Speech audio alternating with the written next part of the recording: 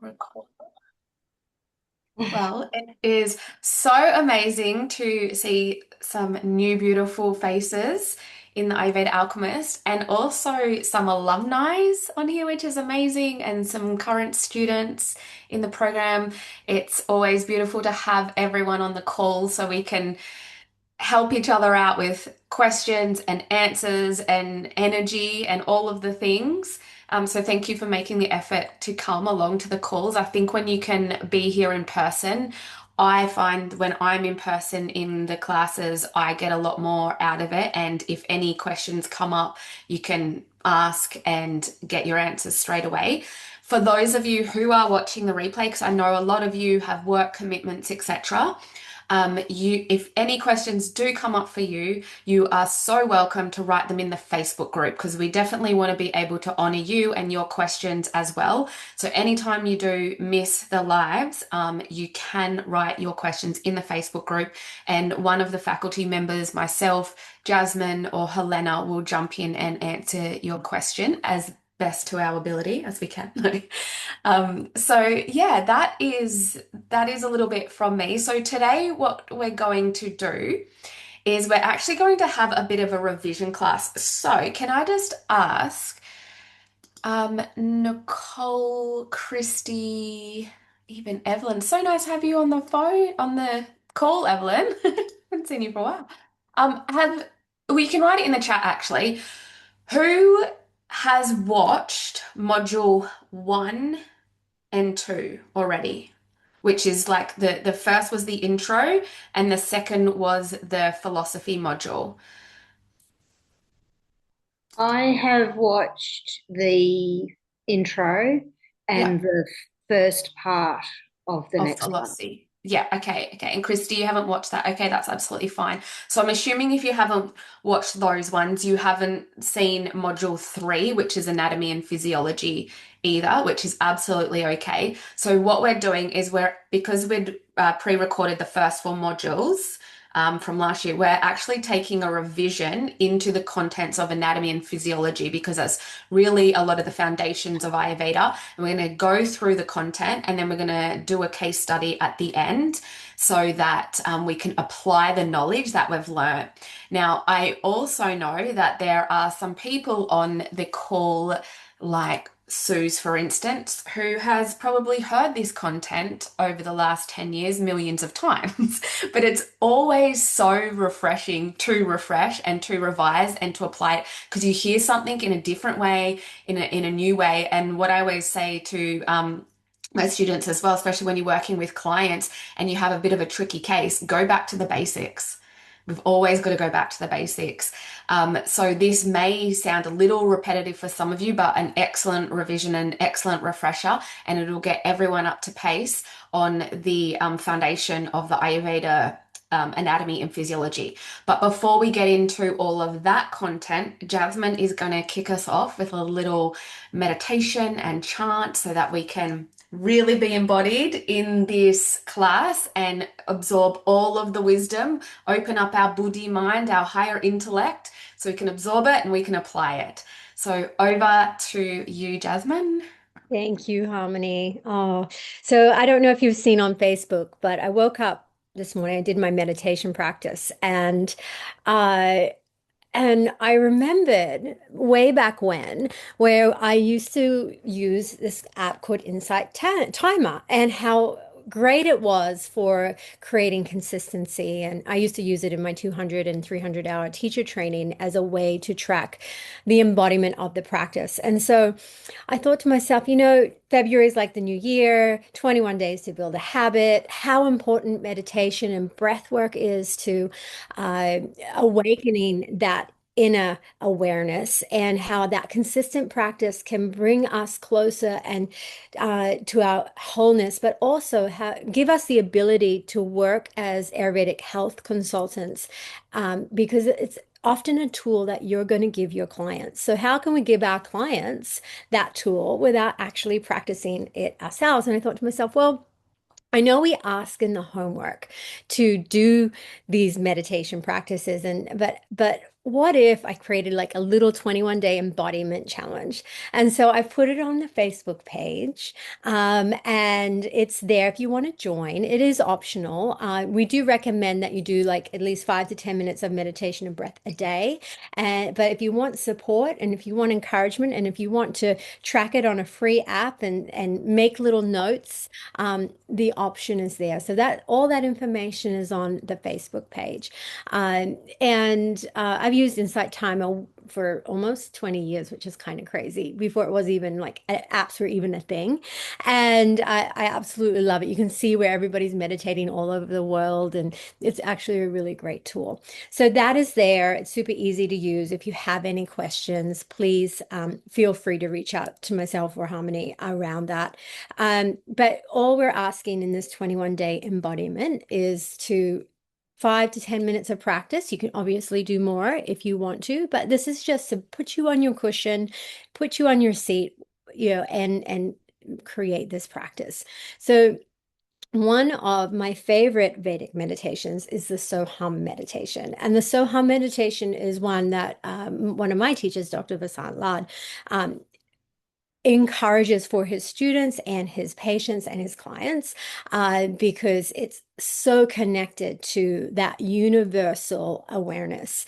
So, I am that. I am that. And when you're meditating on that uh, mantra, and it's an internal mantra, but it's also connected to the rhythm of the breath. So the Soham meditation is two-part. It's not only a meditation, but it's also bringing you into awareness of your breath. So if you're struggling to choose a practice, this is the one I always give my clients.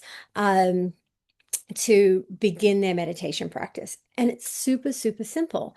I've put up a little video on the Facebook page that you can watch on how to do this. If but we're going to embody it right now. So that's there along with the instructions. Now you can download that and give it to your clients. So it's also a tool that you can put in your toolkit as a health practitioner. But let's get into the practice itself. So finding a comfortable seat.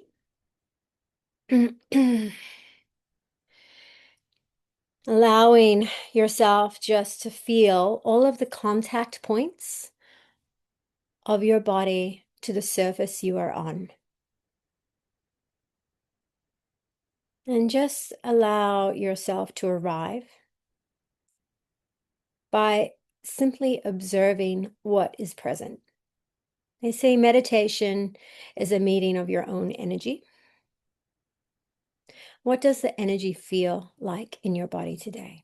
Not with judgment, just observing, not trying to change or fix anything, simply scanning your body for what is present and just welcoming it. Even if there's a niggle or some pain, can you just, in this moment, welcome it? And bring your awareness to the rise and fall of your breath. Again, not trying to change or fix it, but simply bringing awareness to the inhales and the exhales. The cool air in and the warm air out. Notice how the breath begins just a little bit in front of your nostrils.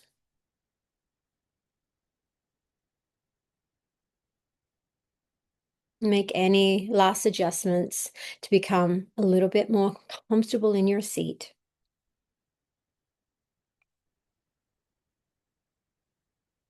Can you bring a little bit more alertness simply by allowing the crown of the head to reach towards the sky as you roll your shoulder blades down and back and root through the contact points to your chair or your cushion. And allow the breath to lengthen.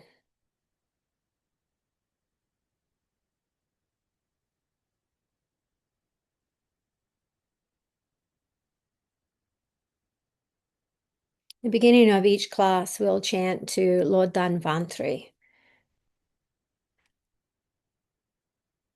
the Lord of Ayurveda, the wisdom, the representation, the energetic imprint of this ancient wisdom.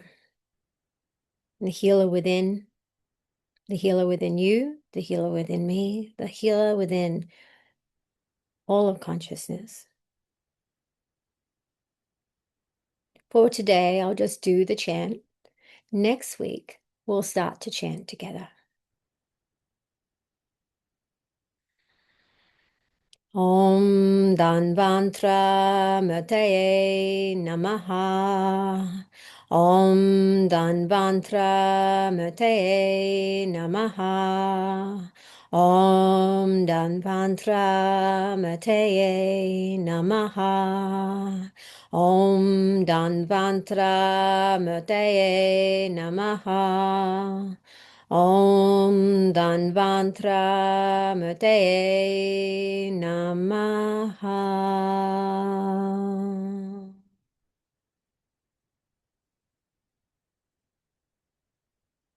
So we invite the So-Hum practice. On your next inhale, an internal mantra of So, inhaling So and exhaling Hum. Just an internal mantra, no sound. So on the inhale and hum on the exhale. So on the inhale and hum on the exhale.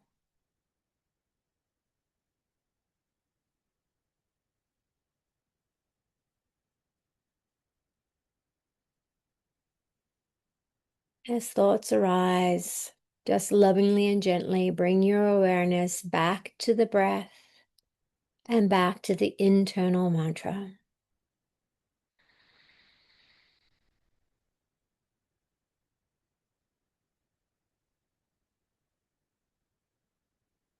So on the inhale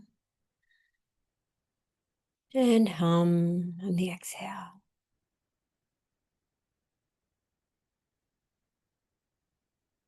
Allow this mantra for the next minute to continue with the practice of bringing your awareness back again and again.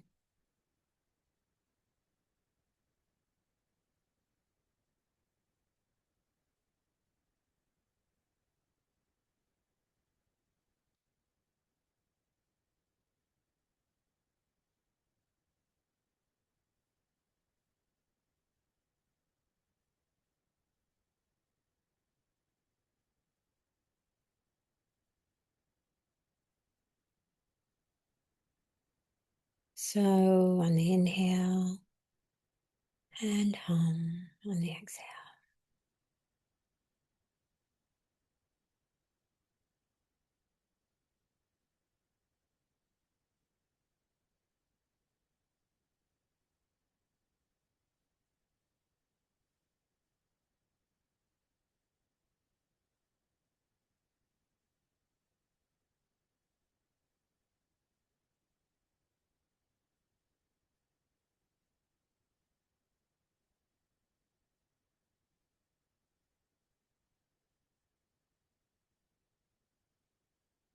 And letting go of the mantra,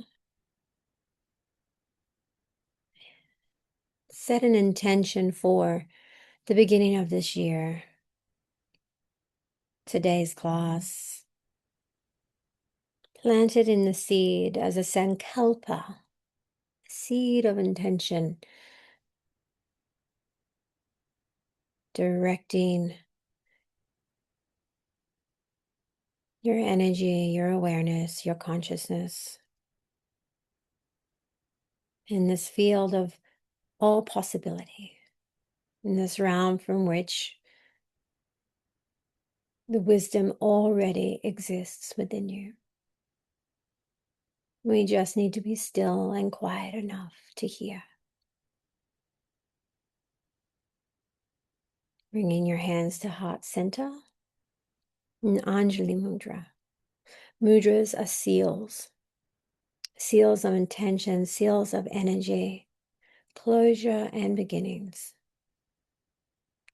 Feeling the warmth of all of your fingertips representing each one of the elements pressing together, and your thumbs perhaps pressing into your sternum.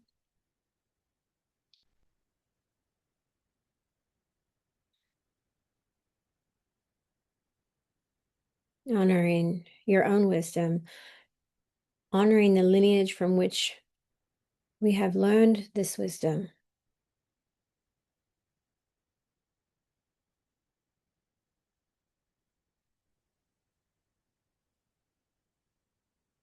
And again, the class with a single Om. Feel free to join in if you'd like to, or just listen to the resonance. Ah, ooh, all states of consciousness. Exhale completely. Inhale. Om.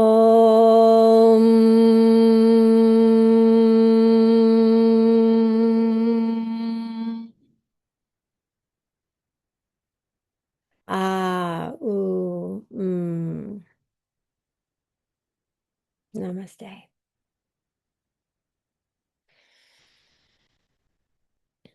Thank you, Harmony. Thank you so much. There's a recording of that meditation on the Facebook page, so you can go back and learn it and practice it. So good. Thank you. Thank you. Now I'm probably about to relax to teach. All right, let me get these slides up. So, advanced, we need motion. Oop, there we go.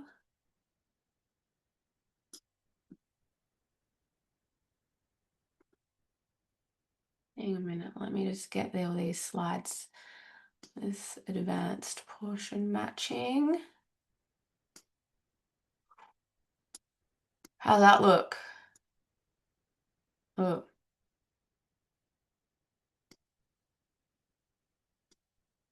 does that look good? Can you see all the slides? Looks good to me. Okay, perfect. Okay, here we go. Revision of Anatomy and Physiology 1. So, as I mentioned earlier, this is like the basic sort of foundation of Ayurveda and being able to understand dis-ease in the mind and the body, and therefore being able to treat dis-ease within yourself and within your clients. So, this may be some new concepts for people today. It may be a revision for forgotten concepts if you haven't revised for a while, and it may be very well known, but it is always so powerful to re-listen, to relearn, and take more out of the wisdom. Because Ayurveda is a science of life, it's ever evolving, even though these are the solid foundations of Ayurveda. We as humans, we're always evolving, so is our life, and so we can start to remember to apply these foundations into the evolution of who we are. So Jasmine's already seen it, but I was going to say the very next slide, warning, Jasmine, is not on brand. But it's from what you showed me. So I just wanted to do a quick recap, because when we go through all of the little bits of the elements, the doshas, what they all are, it's very nice. We'll get into depth into those, but this sort of just shows you the blueprint of understanding the Ayurvedic tridoshas. So we have the five elements, and we know that the five elements are ether, air, fire, water, and earth. Those five elements contain the gunas, or the qualities that represent what those elements are. And then those elements are combined to then create the three doshas. And we all have all three doshas within us. We wouldn't be able to function without all three, but we have them in a very unique proportion compared to our colleagues, compared to our friends. So no one has the exact same unique proportion of doshas than the next person. And so with this information, we know the fundamental principle is like attracts like. So qualities of those doshas from the elements, if we add more of that quality, it's going to increase. Whereas if we bring in the opposite quality, it's either going to balance it out or decrease it. And then the next concept we want to look at when we're looking and understanding at Ayurvedic anatomy and physiology is the seven dhatus, the tissues that make up the body, the physical form, the physical body. And we also know that certain doshas play an important role within those dhatus, and they all have a seat or a residency inside the body, a primary residency. So this is just to really give you an overview and overlook at the blueprint of these foundational teachings in Ayurveda. So the Pancha Mahabhutas means the five great elements. And the science of these five elements represents the way in which the ancient rishis understood the world around them. To the rishis, everything in nature is made up of a combination of these five elements. And as we mentioned, they're ether, air, fire, water, and earth. So again, these are the five elements with their Sanskrit names. So we've got ether, akasha, air, vayu, fire, agni, water, jala, and earth, prithvi. And so these five elements, they are in our body, they're in our mind, they're in nature. We are part of nature, we're not separate from it, and we can see these elements everywhere that we look, basically.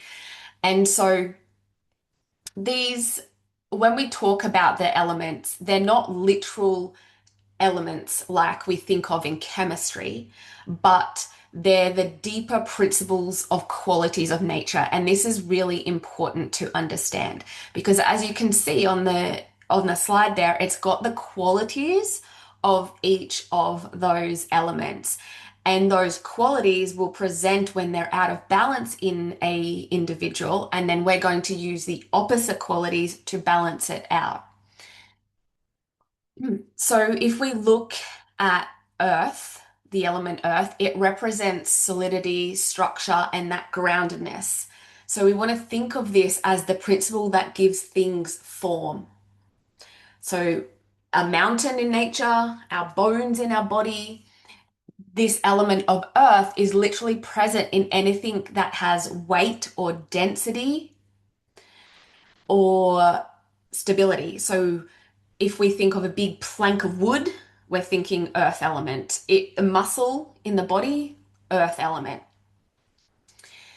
And then if we look at the element of water, it really stands for flow, but also cohesion, because if you mix water with dry dirt, it creates mud and it creates cohesion. So, like if you're mixing up cement to build a house, for instance, you don't just have the dry cement. You've got to mix the water in it because it's cohesive. So water can be flowing and fluid and cohesive, but it can also be stagnant. And so it with water, it doesn't move on its own, but it does have the power to carry things. And the water element wants to find the easiest path forward. So if there's an imbalance, but you've created an easy path for this water element to flow through or to stagnate, that's the way it's going to go.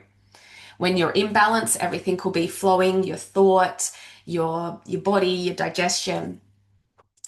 And it doesn't, when we say water, again, if we think of the qualities, it doesn't translate directly to water, as in H2O. It just includes all of the qualities and all of the fluids in our body. So all of the oils, the plasma, the lymphs, everything within our body that's fluid is represented by this element. Saliva, blood, you name it, tears. all of that. But then these qualities, they also have a reaction on our mental prakriti as well. So if we look at the water element in the mind, it can be expressed as compassion, as love, as the ability to connect emotionally with others. It really can soften us as well as bring adaptability and empathy. Now, if we look at the fire element, this is the energy of transformation, of light and digestion, physically and mentally. And it's what allows change to happen, change in our body, the change of thought. It's a transformational element that we all have. It converts food into nutrients, darkness into vision, ignorance into understanding if we're looking at it from a mental aspect, because it's that transformation from that ignorant state to an understanding state.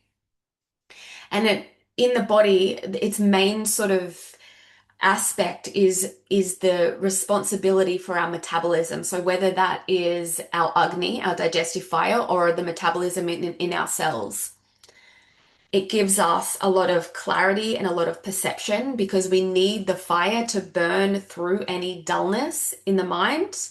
And it also really helps us to step into the power of our truth and our discerning truth. And we'll be applying all of this knowledge when we do get to the Ayurvedic psychology section of this course as well, because we look at the mahagunas and the doshas, the elements within the mind on a deeper level. But from sort of that emotional standpoint, the fire is what gives us passion, it gives us drive, and it gives us purpose. So if you have a client who's lacking passion and purpose and drive, they may need a little bit more fire to up and go and to find that energy to find their passion. So the air or the vayu, this element represents movement and circulation. And I know I've gone backwards today. I don't know why I've done that, but I have. Um, so it is the energy that causes things to shift. This element moves the other elements. Okay. It is what causes our breath, our heart to beat, a thought to become a thought, because it's that movement, air. If we think of the wind, we think of air, it can move erratically, or it can be subtle, it can be a subtle breeze, but it does move. And it's not just the oxygen that we breathe, it's literally the life force behind all movement, unseen and seen. So again, in the body, we would see this element in our nerve impulses, in circulation, in the air we breathe, in the mobility of our joints, and in the mind, it would be the source of thought, creativity. But when this element becomes imbalanced, it can be also the cause of anxiety. It's that erratic air in the mind. Now, the next um, next element, sorry, is ether or akasha, and it is the most subtle of all of the elements. It represents the space and the openness and the connection. Ether is the container in which everything else exists. So it's the field that holds it all. We can't exactly like touch or see ether, but we can feel ether in that meditation. You would have felt ether in the pauses and just in the consciousness, in that deep silence. And we also experience this ether in moments of deep presence. But in the body, ether is the spaces and cavities that we have within the body, the sinuses, the chest, the abdomen, and even the cellular spaces that we have. In the mind, ether is consciousness. It allows us to observe, to reflect, and to feel expansive. And ether really holds the potential for everything. So that was a breakdown of the elements. And then those elements then hold qualities that make them so. So we have these 20 qualities. Basically, it's 10 couples of opposites. Because as we know, like attracts likes, opposites decreases or balances each other out. In Ayurveda, all matter, whether it's physical or subtle, is understood through these qualities, these gunas. So they're grouped into pairs and they reflect the way in which we experience the world through sight, sound, taste, touch, and smell. So our five senses. They also help us understand how our inner world, so our mind and body, reacts with our environment. So I'm going to, so you're not just like listening to me going, blah, blah, blah. I want you guys to interact a little bit here. So unblock your mic. I would love to hear from somebody what heavy and light, what those qualities would, what element they would correspond to. Anyone? Like, think like we're Heavy playing a would game. be earth, Yeah, and light would be akasha. yeah, yeah. Beautiful. Cold and hot.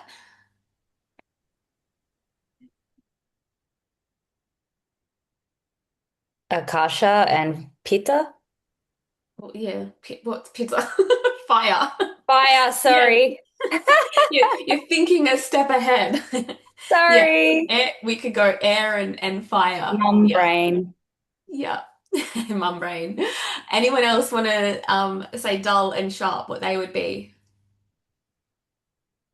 Your mind.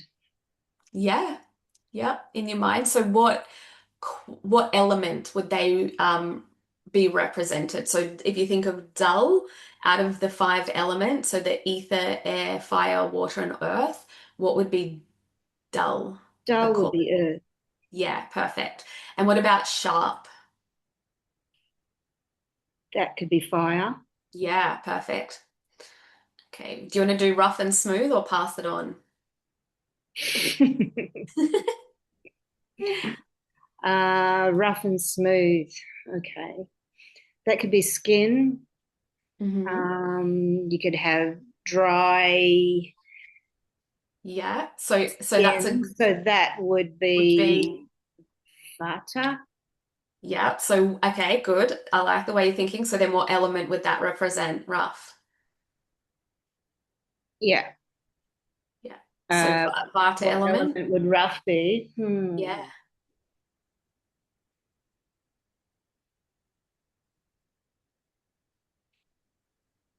So we will get to this, but Vata is made up of ether and air. So it's going to be air. Yeah, nice. And so then smooth, what would smooth be? Can be water and it can be Yeah. earth. Yeah. Perfect. Do you want to hand the next one over? Does anyone want to say dense and liquid? What elements they believe they would belong to?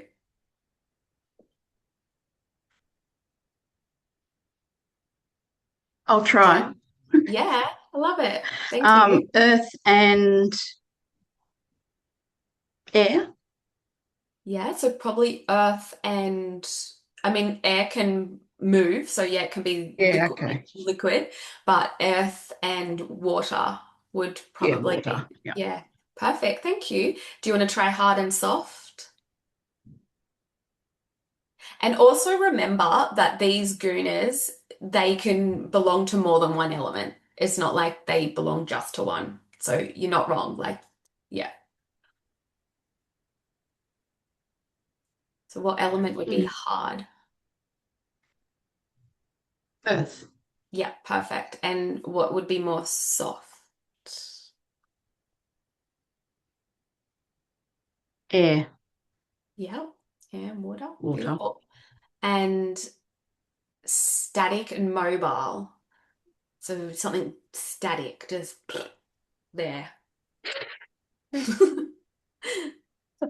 You like my explanation? Just static. Yeah, loved it. That's What Earth, isn't it? what element? Static. That's Static would be the Earth. earth Yeah. element. Yeah. And mobile? That can be Air. air Yeah. or water. Yeah. And gross. And also fire, because fire can move, it transforms up. Gross. Earth, Yeah. Subtle. Akasha, Yeah. Air. Stick. Air. Yeah. Sticky. Earth, Earth. Yeah. Clear. air, And also fire gives a bit of clarity too. Yeah. Yeah. So good. So basically, when these gunas align with our constitution, they support us, right? But when they overwhelm our natural state, imbalance and then eventually dis-ease may arise if we don't bring in the principle of like attracts like, opposites decrease each other.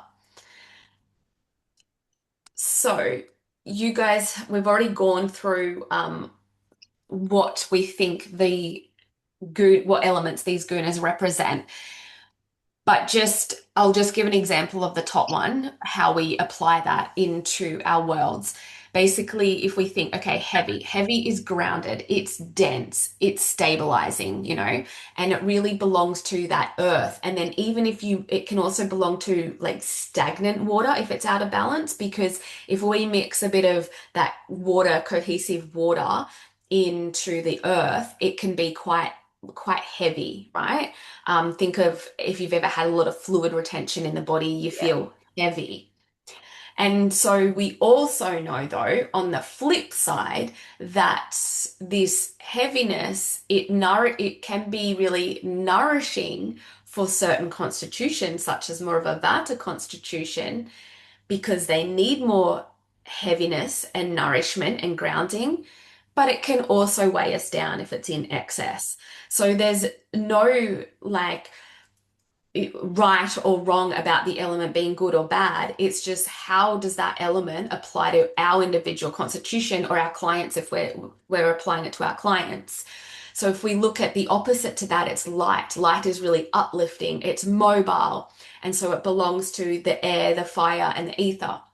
Too much lightness, it will cause instability or weakness. So if we're already feeling very sort of vata aggravated, we're very scattered and up in our heads, and we add more light qualities through light diet, a lot of movement, a lot of talking, then we're adding more of that quality of lightness. And so it's going to elevate that. But if we're feeling heavy, which is that guna heavy, and we add lightness, we're going to start to feel more balanced. So if we're feeling heavy like a sloth on a couch, just like, ugh, and then we add in some, I think, you know what, I'm not going to go for that big, thick, ice creamy curry or whatever. I'm going to go for a lighter meal. I'm actually going to go out in the elements. I'm going to take a light walk. Like we're adding these lightness. It's going to lift a bit of that heaviness. yeah. So it sounds like this is just so easy and obvious, which it is, but it's also really profound because our medicine comes from nature. And I got asked on a podcast the other day, why? Oh no, it wasn't a podcast. I got sent questions from Take Five magazine. They wanted to do an article on Ayurveda. And one of the questions was like, why does Ayurveda work and how do you know it works? And I'm like, well, it's been around for 5,000 years and it's still around. Like, if it didn't work, if it was like a sham, you can't fool 5,000 years of generations of people. Like, it works, and it works because it, the wisdom is coming from the nature that we are part of and we live of. And the nature is so true to everything in the world because the world is nature. So anyway, sidetrack there a little bit, but good work. So now we want to move from looking at the elements in the gunas, we understand that and look now at this tridoshic theory. So at the heart of Ayurvedic physiology, I was going to say philosophy, physiology, is the concept of these three doshas, Vata, Pitta, and Kapha. These are not physical substance, but they're dynamic energies or principles that govern every function in the mind of the and body. And as I mentioned, they are made up of the elements. Now, the word dosha, it is often translated to fault or that which can cause harm. But it's important to remember that they only become problematic. So your doshas only become problematic when they're out of balance. And that is what we call a vikriti. That is the doshic imbalance that we're treating. Our prikriti is our balanced state and our natural state. So doshas in their balanced state, they are vital forces that will maintain our health, and they will regulate everything in our body from digestion, movement, metabolism, immunity, emotional state, sensory perception. They're really that bridge between, well, I was going to say between the five elements, but they are the five elements and the working of the body. And as I mentioned, we all have a very unique combination of these elements. So again, this is just a chart to compare them. I'm not going to go through it because we've already just gone through everything, but we've got the Vata, the Pitta, and Kapha. You can see the elements that they're made up of, and then the qualities that those doshas represent. And the qualities are because of the elemental makeup that they have.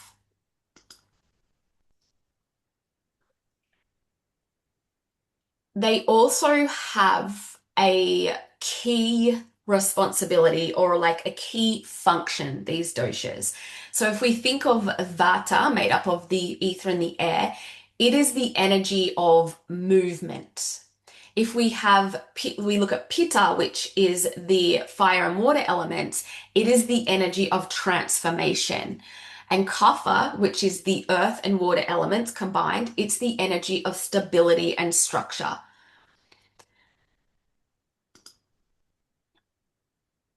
So when we look at Vata, I want you guys to start thinking of Vata in everybody, even if they don't look like a Vata individual, because like I said, we have all three doshas within us. And often we can get really attached to the dosha we believe we are, but we need to understand that these elements shift throughout the day, the seasons, and so on. But looking at the Vata dosha, it governs all movement in the mind and the body, from our breathing, our circulation, our nerve impulses, our thoughts, made up of the elements air and ether. And it gives us those qualities of being cold, dry, light, mobile, subtle, and rough. In the Vata's primary seat in the body is the large intestine. And it also resides in areas of natural sort of like motion and spaces. So the pelvic cavity, the ears, the skin, the thighs, and the bone marrow. It's more the bone marrows. When balanced, Vata really supports our communication, our creativity, our vitality. But when it's aggravating or aggravated, it can lead to pain. So we know pain is a Vata symptom, twitching, spasms, anxiety, insomnia, irregular digestion or elimination. So we've got to look at where the Vata is. Is it more so playing out in the body or the mind? Like where is this Vata represented in the individual? Because of its unstable nature, Vata is really easily disturbed. It's the first dosha that becomes disturbed and then can start to move the other doshas out of their original seat or out of their original balance. And because of that, making you know, giving it more of a regular routine, applying warmth. These are all different things that we can do. These opposite qualities we can bring in to nourish and ground Vata. Does anyone have any questions about Vata before I move to Pitta? No, but I'm just realizing I didn't know that the thighs and what was back Yeah. on thighs Pelvic and cavity? oh no, the Yeah. thighs and the nerve, like the nerves I knew were connected to Vata, but I didn't know the thighs were. And it's so Mm. funny because I have this um the last couple of years I have this nerve pain that goes down the back of my legs. Like it's not sciatica. It's just this weird nerve pain that I have that's down within my legs, and sometimes I wake up during the night and I have to stretch because it's just so irritating. But Mhm. I can see how that would be a Vata Yeah. imbalance. Yeah. So man, Yeah. you've learned all of this lots of times. So that's why I love Yeah, it's just revising. We always pick up new picking things. up more. Yeah. And also Yeah. like the lower back is, you know, a seat of Vata as well. And so if there's lower back pain radiates down to the legs or impingement of the nerves, the bone marrow in the thighs. The other thing, if, you know, when women have their menstrual cycle, we know Apana Vayu, which is a subdosha of Vata, which we'll be getting into, helps with that motion and that movement. But also, sometimes they say, no, I don't get abdominal cramps. Like, I don't get the cramps here, but I get really bad lower back pain and it radiates into my thighs, into my legs. And that's because Apana Vayu is at play and overstimulated. So, Mm. And yes. so with the pelvic bowl then, would that also include like obviously this might be a silly question, but the pelvic floor is obviously in the pelvic bowl, so that would be in the same vicinity and doing like that too. Yes. That would Yeah. govern Vata, like Vata would govern that too. Yes. And the Mm. movement of all of that area. Whereas Pitta will govern the endocrine system, which Mm. will be more of the Yeah. Yeah. hormones Because released. I've been getting acupuncture Yeah. right around like after birth. I went and got my Yeah. pelvic floor assessed, and I've been getting acupuncture around like that area. Yeah. Um, Because birth, because of the tension that's been held inside of my pelvic floor. Yeah. yes. And giving birth is the biggest aggravator of Apanavayu we can do, basically. Mm. So we always like support Apanavayu. Yeah. Any woman who has given birth is like, okay, we have to support Apanavayu. Yeah. Mm. This is Yeah. all piecing together now. Thank you. Yay, love it. Did you have a question, Donna? Yeah, I do. Thank you so much, Danny, for bringing pelvic floor up. So, Harmony, with with the work you do with your Chinese medicine as well, in Yeah. regards to the pelvic floor for a tight pelvic floor, because I'm the same, what do you suggest? I'm under a physio specialist with pelvic floor, but I feel there's Yeah. something missing with what I'm doing. Yeah. Okay. So you've got a tight pelvic floor. Tight pelvic floor, yeah, which, and this is going a next level with information, but I'm just going to say, which actually, if I'm feeling tense or stressed, strangulates my anus, causing Mhm. constipation. Yes. Yeah, My absolutely. God, that is me too, Donna. 1 in 10, apparently. Yeah. Yeah. Yes. Yeah. So again, you'd be working with Apana Vayu. And from the Ayurvedic perspective, if you're seeing a client like this, everyone again is different. So even though you just explained your situation and Danny's like, yeah, that's me too. I'm like, Yeah. you could be completely different and different with Yeah. the treatments as well. Yeah. So if it's tight, there's like a constriction or a contraction that's happening, yeah? And so we need to sort of relax, do more relaxing with the muscles. And Yeah. so we would be giving different types of bandhas, so breathwork practices. Depending on the client, you might even provide like a PR, not a PRPV. So it might be like a soaked, just for instance, off the top of my head, like you'd make up like shatavari and some sesame oil, or depending on what the client needs, and you would make that concoction up, soak it a tampon, and insert the tampon as well. There's just Right. so many different ways that you can treat a tight pelvis.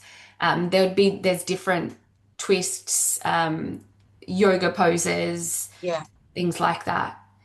And Yeah, I then, just feel my physios, and she's great. She's got a great reputation, but I yeah, just feel there's something that we're not nailing, and I'm feeling really quite lost and frustrated with, and actually stressed, which then doesn't help. yes.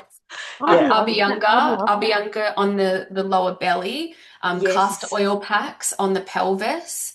Um, Okay. when putting the castor oil packs on the pelvis with the legs up the wall so that you're Yep. dropping into parasympathetic state, you're Okay. relaxing and you're allowing the castor oil to do its magic in the pelvic area and the muscles there. Yeah, Okay. there's lots of So different. would do the because I often do a castor oil pack on my stomach to go to bed. So do the castor oil pack up the wall before I go to bed. Would you use a heat pack on top of that as well? Yeah, so heat before and then you can Yeah. pop it on. What is Castor oil on, great. Danny doing Mm, on my slides? And then and then probably put it more down onto your pelvis region. yes. Yeah. Yes. Yeah. But a lot of So brands and the bundas, the blocks as well to hold a Parnavayu and yes. release. Yeah. Yeah. Yeah. So I need to do a Google of the bundas for pelvic floor release. Yeah. Yeah. Yes. That's Okay. through the Vedic breath work. Yeah. Yeah. Yeah. Yeah. So on the tampon, what would you suggest on the tampon? Well, I haven't done a full consult with you, so I'm not a Yeah, I get that. the Yes. Shatavari oil is sort of like a generic women's health one. Yeah. Yeah. But it would, yeah, depend on a few other circumstances. All right. Okay. Yeah. Can Yeah. I just ask a question? Yeah. I may have missed this, but why is Vata the first dosha to be disturbed? Is it because it's light and it Because moves the it's other doshas? That's the one. Exactly. Because it's Yeah. light and it is more a vulnerable dosha because of the qualities. So more things can it can be penetrated, but it's because it's the movement. So it gets aggravated and then it moves the other doshas. Thank you. Good question though. Mm. Okay. So with the Pitta dosha, it is really responsible for our digestion and metabolism, as we spoke of, and transformation being that sort of key element of Pitta. It governs how we break things down, basically. So whether that's digesting our food, processing our experiences, or metabolizing our emotions, anything that requires some sort of breakdown, metabolizing is has Pitta influence. It is made up of fire and water. And when I think of pitta water, I think of it more as that sort of hot, either hot water or oily water, so like oily in the body. And it's more elevated with fire. So it's more of the fire dosha, but it also has some of that water, that heating water, that oily water and stuff like that. Because if we think of inflammation, if we think of, cystic acne, like these are all pitta conditions, and that's sort of the water element that's coming out. Now, when we have these two elements, it gives this sharp, penetrating, and oily qualities. So anything that we perceive in the body as sharp, like even I know I said Vata governs pain, yeah, it kicks off the pain, but then we can look at the type of pain it is, and if it's a really sharp, stabbing pain, then there's going to be pitta involvement in that as well. The core attributes of pitta is heat, its lightness, because if you think of the lightness, the upward movement of fire, but also that sharpness. So in the mind, it can be a sharp mind or a sharp stabbing pain. Um, Instability can be one thing when it's out of balance, but it's more, I wouldn't, not instability, but more so like, Vata gives you all these ideas, but then Pitta thinks they have to do them all, has to do it all type thing. So that can lead to a bit of instability in the mind and the body when it becomes out of balance. So basically, if we're looking at pitta, I would say the dominant quality is heat, and it burns, it metabolizes, and it transforms. So if you can remember those things, you can really apply that to your physiology, your pathology, all of those type of things. The primary seat of pitta is in the small intestines and the lower stomach, where it governs the digestive fire, our agni. But pitta also expresses itself in other heat regulation and transformation organs and tissues, such as the blood, the liver, the spleen, the skin as well, the eyes, and our sweat glands. And you will see that in someone who is more pitta prominent or has an affiliation to having pitta imbalances, that these are often the first sites where an imbalance of excess pitta is really seen or really felt. So you might have like inflammation in the skin, or you might have burning digestive issues. When pitta is elevated or aggravated, it will show these signs of heat and inflammation, and it could look like fever, skin rashes, like I said, the acid reflux, intense hunger, like just like, and being really hangry. If you don't eat, you're just pissed off. Getting really irritable, like that's a sign of excess pitta. And especially when we're talking about excess pitta in the mind, it can show up as like impatience, criticism, anger, and just sort of reflecting that sort of fiery and really sort of sharp nature. And then Right, kapha, I've got a question. Sorry. yeah, With pitta, is it possible that you can be like, say, irritated or impatient in the mind, but then not have any physical symptoms that are associated with heat? yeah, absolutely. So you've got more of your mental vikriti is showing signs of pitta aggravation. Okay. Yeah, where I have a, yeah.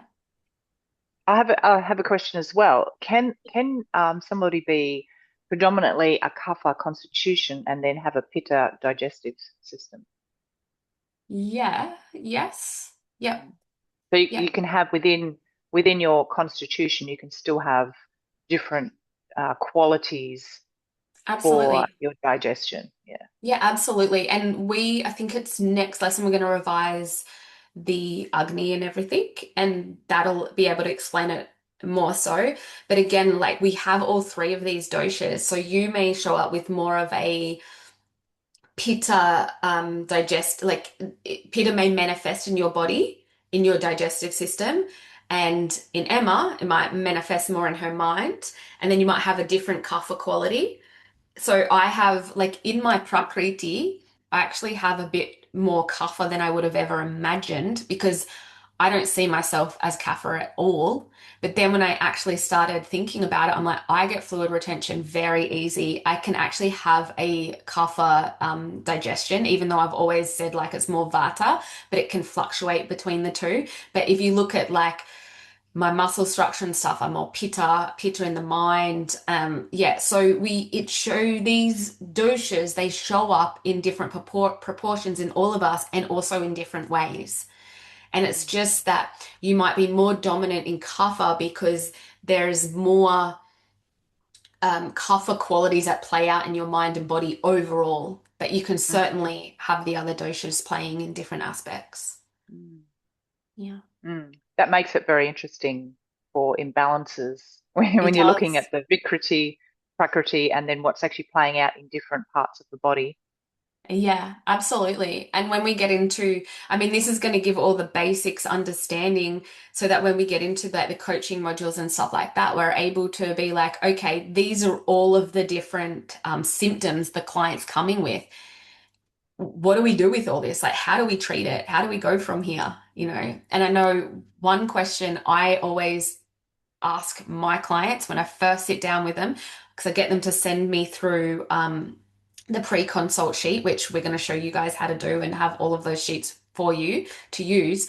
But basically, they might come with a list of things, and then because I do an initial and then a follow-up 4 weeks later, you guys might do completely different. You might do a 12-week plan. It could be completely different. But for me, I say, okay, at the moment, we've booked in an initial consult and we've got a follow-up in 4 weeks. What would you celebrate as success after this consult?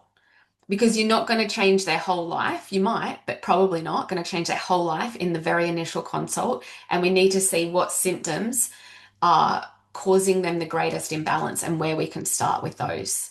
Mm. So it's a process. Yeah. But when you say you need to treat Vata first, is that how does that look when you're working with a client when they're showing a pitta imbalance? You don't always need to treat Vata first. You will have to treat the underlying Vata imbalance and depending on how that's shown up, where that Right. movement is. But sometimes when you because the Vata might have moved the Pitta, so it has changed the Pitta dosha, and so now we're getting this reflux, for instance. We're going to make them comfortable. We're going to treat the reflux, and then we're going to look at the source of that. We're going to be treating Pitta, and then that might settle that Vata down once that's settled. But we don't just treat Vata first. We will treat maybe we'll start with Pitta, and then we might be treating Vata. So, or doing a dual treatment. Yeah. Um, so did we go through all the kapha? I'm lost where I was up to. Did I take you through kapha already? I think you Not jumped yet. to Kappa to Kappa's not talk yet. about it, and then we asked Peter questions. So I don't think we've Okay. done it yet. Okay. So kapha, made up of water and earth, it's the force of structure, cohesion, lubrication in the body as well. And the qualities that it has is heavy, moist, cold, stable, smooth, and can be soft. The main seat in kapha is the upper stomach where it produces the mucus and it initiates the digestion. But it's also found in the chest, the head, and you'll understand all this when we look at the subdoshas. Also, the joints, the plasma, and all of the body fluids that offer protection and lubrication because that's what kapha does for us in the body. So when balanced, kapha provides our strength, our immunity, emotional calmness, also endurance. A healthy kapha individual is a very good endurance athlete. But when it's aggravated, it can lead to swelling, congestion, sluggishness, weight gain, excessive mucus. And so we would have to bring in the opposites of those qualities to pacify kapha. So that would be a bit of warmth, movement, lightness, and more stimulating practices. So a lot of the opposite type of stimulating practices we would give kapha, we would not be giving to vata. So this is just a breakdown of everything that I've pretty much said. And so this is a table that you guys can have a look at, which shows you the different characteristics of the three doshas and how they play out in the mind and the body. Okay. Now I want to get onto cellular function of the doshas, but I'm aware we've already been going for an hour. Would you guys like to have, because I always forget to give you guys a break. Do you want your a 5 minute break to get a tea or go to the toilet before I carry on? Pop it in the chat box. What do we want to do, guys? 5 minute, do we need a 5 minute toilet break? Yes. Okay, Emma spoke up, so we're having a 5 minute break. It is 10:38. Be back at 10:45, please. So you're getting a 7 minute break. Okay, I'm just going to pause the recording here. Oh no, that was my screen share. So where's my recording?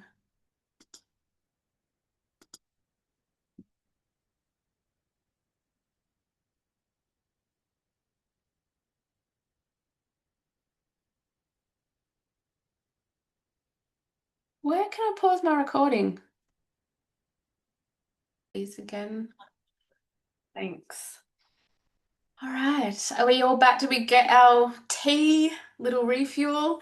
I'm just reading some of the chat comments because I didn't get to read them before, but beautiful meditation. And Haley's mentioned that yoni yoga is amazing to release the pelvic floor. So breathing into that pelvic region.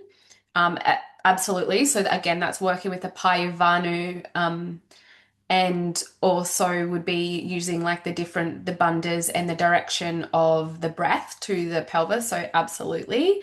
And Jazz said she would do an oil busty. Yeah, absolutely. And beautiful Anna's off to work. So is everyone happy for me to continue? Because I like this cellular stuff. I find it very interesting. Geek out on all the biochemistry. We all good? Okay. So because I said the doshas exist in everything and everyone and all of that, they also exist in every cell of the body. While it is very true, as we mentioned, that they all have their chief locations within the body, it's also important to remember that no cell of the body can exist with out all three of the doshas. Because again, if we think of that main mechanism that those doshas do, we can apply it to the cells. And if you look at the slide here, we see absorption and circulation for vata, and that is movement, right? Pitta, metabolism of nutrients, kapha, structure of the cell. So these doshas come into play in every little cell of our body. The vata in the cell, it's responsible for the movement of those nutrients in and out, and it's also responsible for the circulation within the cell, whereas pitta is then responsible for the cellular metabolism.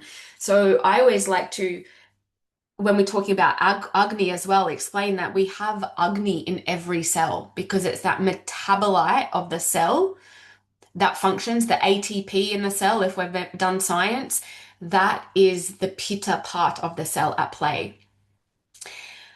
Every cell must metabolize nutrients to live, right? There's, even if we look at the hormone system in our bodies, there's certain keys in cells that can only be unlocked by different hormone receptors, such as estrogen receptors or the thyroid hormone receptors. So the vata will move those hormones to different cells, and the pitta will literally turn the key and metabolize everything so that we can function. The byproduct of all metabolism is waste. So then we look at, well, how is that waste of the cell excreted? How is that moved? Through vata again. So vata is responsible for the excretion of the waste. And then kapha in the cell is responsible for the whole structure of the cell. It provides the energetic support for the cell membrane and the physical structure inside the cell. And that, yes, that's what kapha does. Leave it there. So again, this is just going over the rule of opposites, which we have already discussed earlier on. But this might be interesting to you, Andrea. So to your point before about treating the different doshas, there are some other key rules that we also follow in Ayurvedic treatment and Ayurvedic anatomy and pathology. And that first rule is that anything that combines with pitta will become hot. You add heat, you add fire to something, it warms it up. So when pitta mixes with vata, a person will likely have qualities that are hot, light, and dry. So you may have a vata constitution and be experiencing a pitta digestive system because pitta has mixed with the vata. When pitta combines with kapha, a person may have qualities that are hot, heavy, and moist. So you can see the different qualities playing out in each different individual depending on the mix of those doshas. The next rule is that anything that combines with kapha becomes heavy. So when kapha is mixed with pitta, a person will likely have the qualities that are heavy, hot, and moist.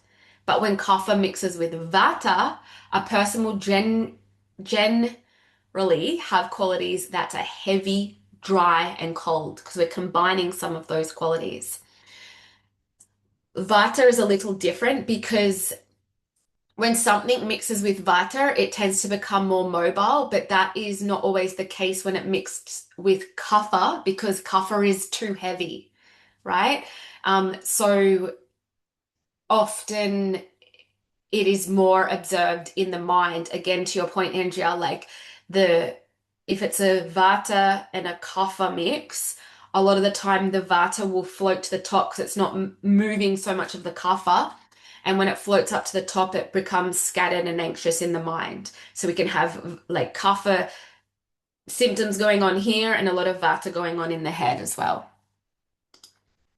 Would an example of that be like someone who's depressed, as in they could have a lot going up in their head, but they're very like, would depression be like, could you give an example of that? Yeah, I'd say depression's more of a heaviness. So it Yeah. would be someone who, say they feel very heavy in their body. They've got like low motivation and passion, say in their career path. But they're sitting there ruminating and thinking, constantly thinking about things, but not actually taking any action to move anything or do anything. So they Yeah. might be feeling very anxious about the fact that they're unmotivated, but they're not actually being able to physically move through to the next stage of action. So Mm, they're up in their head a mm, lot, but yeah. in their body and in their actions, they're very heavy. So how would you approach that in just a nutshell? How would you approach that? So I would be treating the mental vakriti of the individual, which is more of a vata, but I would also be giving the kapha constitution a different, like if I'm looking through the body, it would be like, what's their agni like? Okay, is it more of a kapha agni? Let's go with some nutrients that are more of a kapha base. But for the vata, instead of say giving them a morning practice of doing Kapalabhati, for instance, that you might give a kapha for stimulation, I would be giving Mm, them go for a walk out in nature, come back, and let's do alternate nostril breathing. Giving them yeah. some journal prompts. So, some things to work with their mental constitution as well as where kapha might be presenting in the body. Because if we need to anchor them together. So, basically, we've got these two different directions of energies. We've got Yeah. energy up here and we've got energy down here. And we sort of need to anchor this top energy. We need to bring it down and we need to put some more fire into them. So I'd be looking at sort of, yeah, boosting up some of that fire energy, that passion, that heat, but then also anchoring them either side of the day through their mental Mm. constitution. Because they're quite opposite in qualities, They like the are. The Vata and the only Kapha, They which, are, and I do get a lot of Kapha Vata clients. And the one quality they do have though is cold. Like they're both kind of more of the cold elements. So you can add like a lot more of the warming, the heating in the diet to add some of that fire, but also have it quite grounding, mm, grounding but light, things mm, like that. So I like to work with a lot of the heating elements. A lot of herbs can be really supportive because the herbs will also they also work in the direction of the apana or the direction of the energy, which you guys will learn all about when we get into the herb section. So at the moment, like all your questions are so amazing, but you've only got like this little piece of the puzzle. By the end of it, you'll be like, oh yeah, yeah, well, that herb, that diet, blah blah blah. Like it'll be yeah. foolproof for you. But at the So, moment, so there's more to come for us to then actually make some, so much more, Andrea. yeah.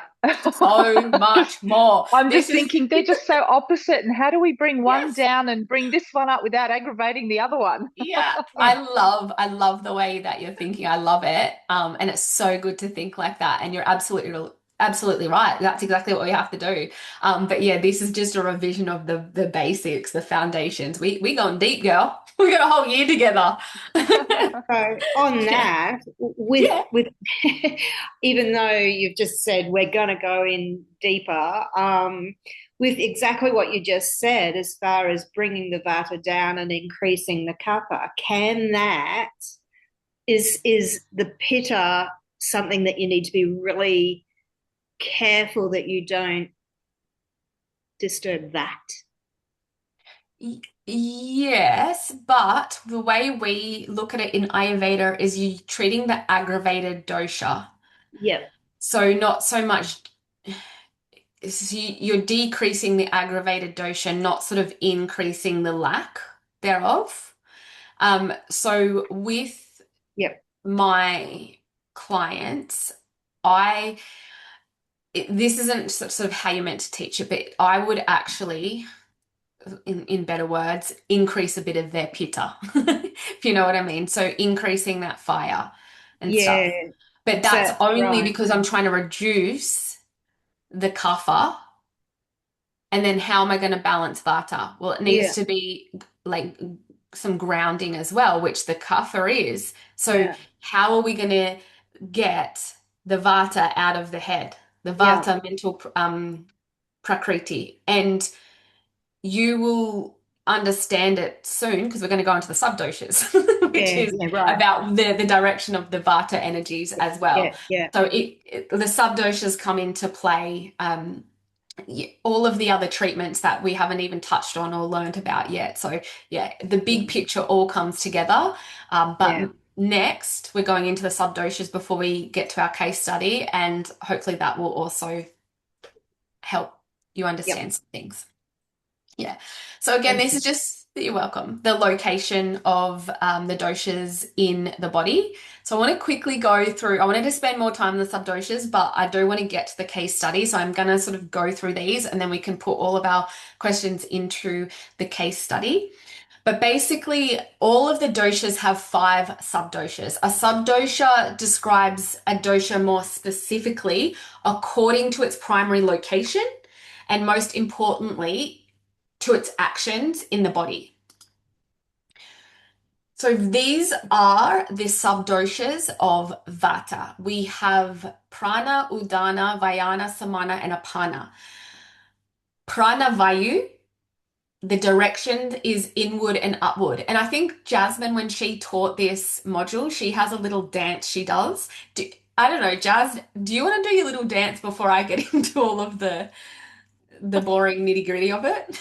Well, it's really just a memorization thing, guys, and but it really helps you also understand, I guess, how each direction is working, right? So it's prana coming in. And if you use this, it's like when you teach yoga, I've taught yoga for many years and teacher training programs and whatnot. And so the whole concept of how our body moves from grounding down to rooting up to the breath moving through you, like it's the same for our cells as well. So it's prana coming in. Go ahead and do this and say it out loud because it's going to help. Prana Prana coming in. coming in. And you can see it on the slide here. So prana coming in. So you're bringing it into the body. And then udana, up and out. So it's that muscle of expression. Udana, up and out. Viana, circulation is all around the body. And samana, outwards to in. It's that absorption. So it's all in the stomach there, in the small intestine. So the samana vayu, you can't see me, I'm rubbing my tummy. Outwards to in absorption. And then apana, down and out. It's elimination. So it's this down and out, like movement. And so it's prana coming in, udana, up and out, viana, circulation, samana, absorption, apana, down and out, which is elimination. So just like understanding this. And so if we were in a yoga pose, we would have all of these directions at play. And our organs have all of these directions at play as well. It helps us understand the location in the body. As so you can see, Viana is the heart, which is all about circulation. Prana is in the brain, but it's that communication, that life force energy. Samana is your small intestines, Apana, your colon, and Udana, your throat and chest. And I find Udana quite fascinating because although it has a lot about communication, it's also closely related to the Mamsa Dhatu, which you'll learn as you move through. So this is a really good way to like start to understand that Vata is all about movement. It's all about the direction of energy in the body and how it is communicating with the nervous system. And we'll dive deeper into that in level 1 and level 2. Yeah, amazing. Thank you. So, pranavayu, direction, everyone, yell it out. Oh, everyone's mics on. I'm like waiting to hear. Inwards. Inwards and upwards, yeah. So the location, head, chest, heart, lungs, pranavayu, it's understood to reside in the brain and then it moves down into the chest. Hence, disturbance of prana are directly associated with disturbance of the mind and the respiratory system. So as Andrew was saying, like if they're all up in their head, with this vata, we're looking at pranavayu specifically. So vata, as I mentioned in general, increases motion. When prana vayu is disturbed within the mind, it will create excessive thoughts and fear, worry, nervousness, and anxiety. These emotions are then reflected in the breath. So usually if someone's really anxious, they're not really anxious going, they're usually breathing up here. They're like breathing like that. So we can work with pranavayu with breath work a lot of the time. It's so powerful for that. Pranavayu also moves from the brain down the nervous system of the entire body. So we know Vata governs the nervous system. Apanavayu, downward and out, located in the lower abdomen, the colon, the bladder, and the reproductive organs. Its function is elimination and grounding. So these are two ends of the spectrum, right? So we're looking at a pranavayu and now we're looking at a panavayu down the bottom. So when this is imbalanced, you'll find someone with constipation, maybe if it's more on the emotional side of insecurity, fear, because that sort of security, that safeness of where that sort of root chakra lies is being affected, and also any sort of reproductive issues, we're looking at apana vayu. In the mind, apana vayu, it's also responsible for the elimination of waste. So while the organ achieves this, so hang on, how am I say? So while the organ that achieves this, it's too subtle. Like, so it's not the brain, but it's the subtle energy of apana vayu that can affect the faculty of elimination in the sense of negativity. So apana vayu helps to clear waste, and that can also be related in the mind as well, because things like negativity is an accumulation of waste in the mind. And so that can be treated through mental fasting, which is mental fasting, it would be silence. So sometimes you just need to have more silence, which will purify the mind.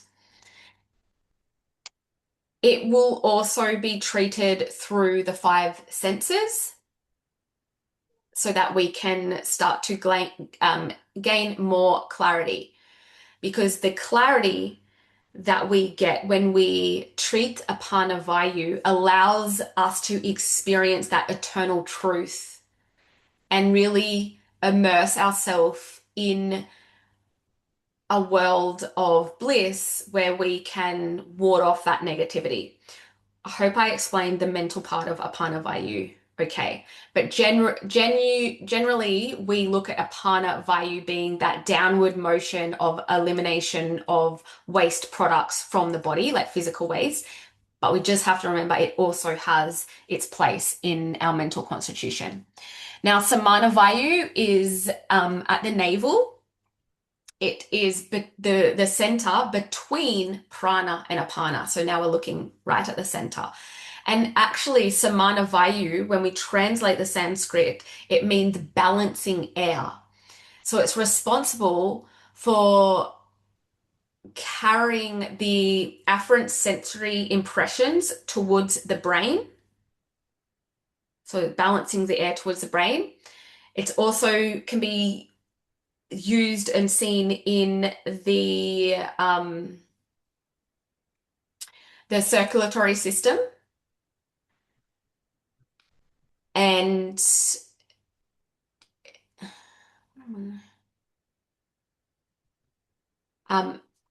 sorry, something just flashed up on my screen. I'm trying to get rid of it. And the digestive system. Okay. And that is the main action. Samana Vayu is the main action in the small intestines.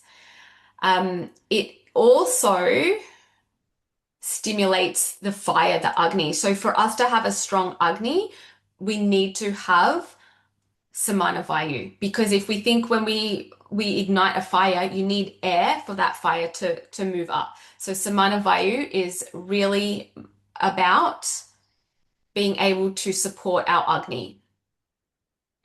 Now, if we look at Udana Vayu, so in the throat region, it's that upward, that's through the throat, the neck, and the head.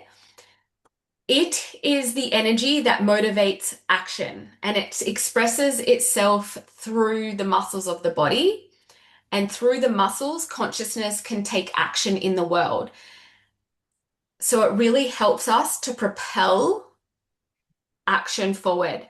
But also, if we're looking at Apana Vayu and we look at it from sort of that subtle energy aspect and integrate things like throat chakra, we're looking at being able to communicate our truth, be open, and also be able to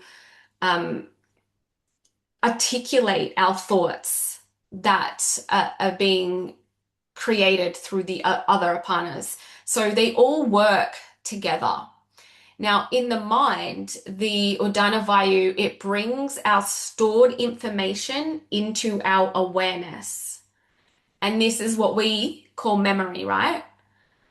So signs that Udana Vayu is being impacted would be things like we're unable to express ourselves properly. Maybe there's some speech impediments, stuttering, stammering, things like that. I feel like at the moment, from all the Vata talking, my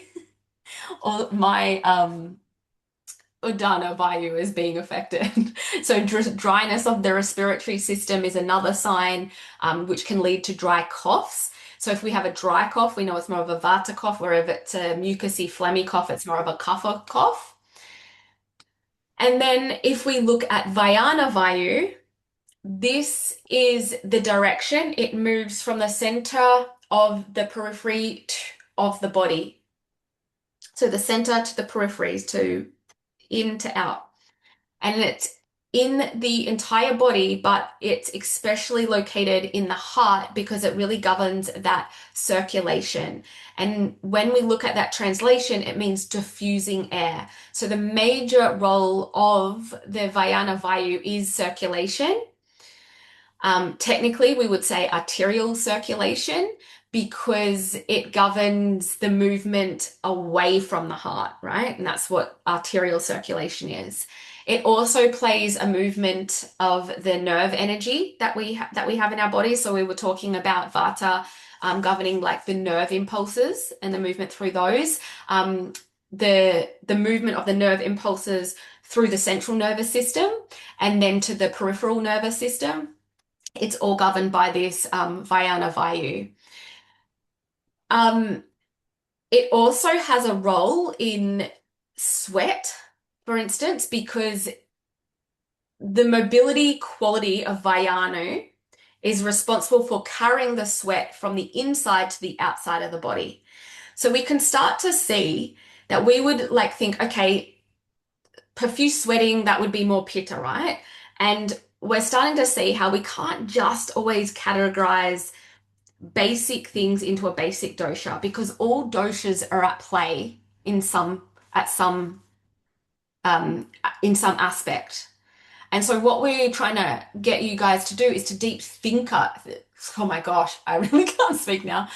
Think deeper about the different doshas at play, even in the one action that the body is producing. So profuse sweating with the bad odor, yes, that might be pitta, but actually we've got Vayana, Vayu, pushing that sweat outside of the body as well. So these are examples of how Vata moves that pitta out of the body. And then we look at how we treat that.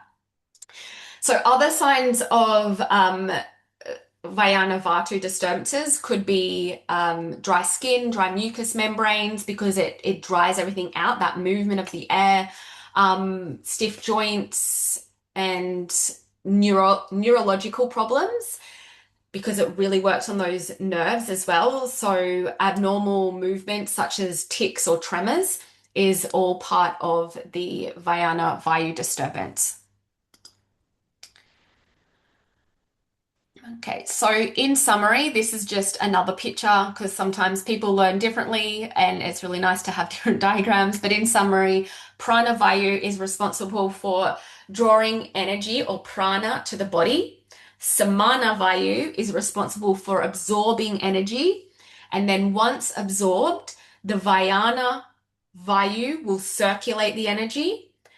Udana vayu puts the energy to work, creates that action, and then Apana Vayu removes the waste products of that work. So that is how the 5 Vayus work in the body. This is a much more in-depth chart of what these subdoshas do. So I'll be uploading these slides so you can go and have a look at it. But it really shows you the intricate connection of the doshas to the functioning of our body and the movement. This is Vata, so it's showing you the movement and how these subdoshas are creating the movement in the body. Okay, so the Pitta subdoshas, we have Panchaka Pitta, which resides in the small intestine and in the lower half of the stomach. Panchaka Pitta, it converts the food that we consume into a form that the body is capable of absorbing. And as I mentioned before, it's affected by Samana Vayu because that's the air to help that Agni ignite. Panchaka Pitta also increases on its own in an environment of normal Samana Vayu. So if you have elevated Samana Vayu, it's going to really increase that Panchaka Pitta, which can cause those sort of get acid reflux situations, but it will also be supported in an environment where it's just normal Samana Vayu, and that's ideal. That's what you want. So it's really directly aggravated by hot, spicy foods, and this can cause diarrhea. And when we're looking at discerning if this is a Panchaka Pitta imbalance, we might see signs of like the acidity and issues with digestive enzymes. So again, we'll be looking at these type of symptoms in a person and seeing like what is the root cause of this, what doshas are at play, what subdoshas are at play. And it's best treated, the Panchaka Pitta, through diet and herbs, food with herbs that are cooling to keep it all in check. Now, Saraka Pitta, that resides in the brain and in the mind. It's often called operating fire, and its location within the brain described in the brain or the heart. But the reason that we say and the heart is because classically, the heart was understood to be the seat of consciousness. Yeah. So the seat of consciousness is our heart, not our brain, in classical Ayurveda. So the main role of Saraka Pitta is to digest and make sense of the sensory input that we receive through the five senses. So on that really gross level, it acts with the neural tissue and it brings order and focus to the information traveling through the nervous system. But on that subtle level, Sarakapita brings order and understanding to the mental impressions that we receive through our senses, through our five senses, right? And then this information, it has to be digested into a usable form by the intellect. And so we can also say that Sadakapita is closely related to the Buddhi mind, our higher intellect. It's the fire contained within Sadaka Pitta that gives off the light and the heat.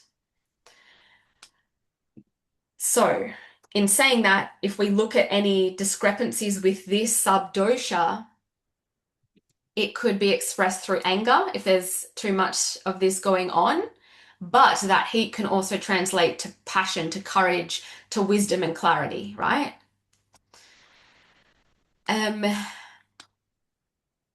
Now, Alochakapita, that is the pitta that digests light and visual impression. So it is located in the pupil of the eye.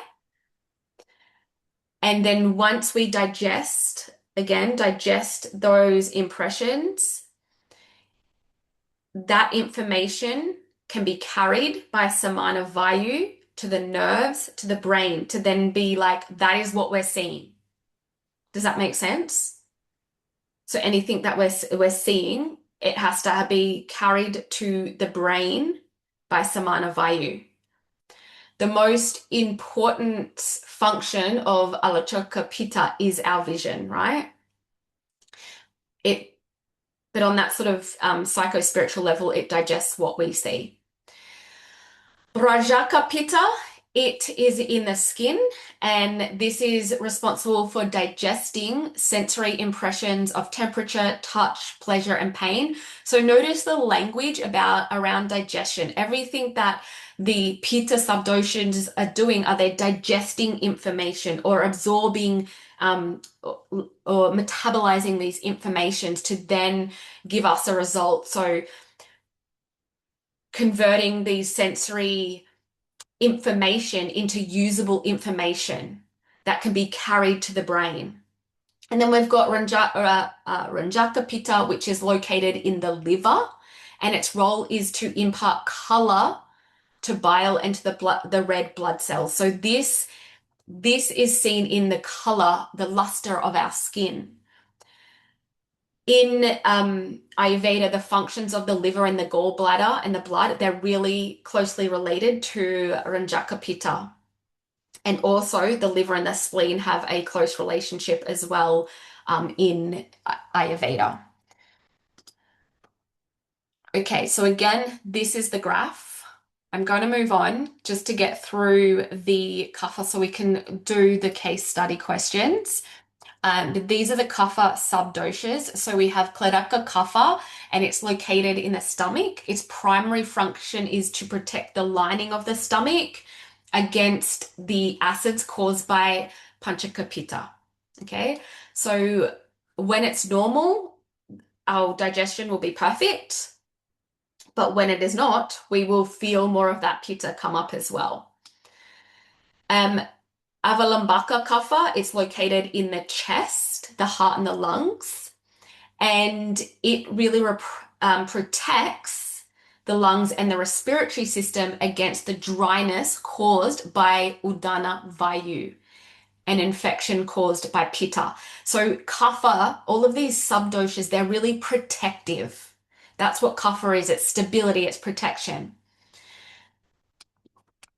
And then we have tapaka kapha, and that protects the mind, the brain, and the nerve tissue from the heat generated by critical thinking and heated emotion. So again, sadaka pitta, and from the movement of thought and nerve impulses created by vayana vayu.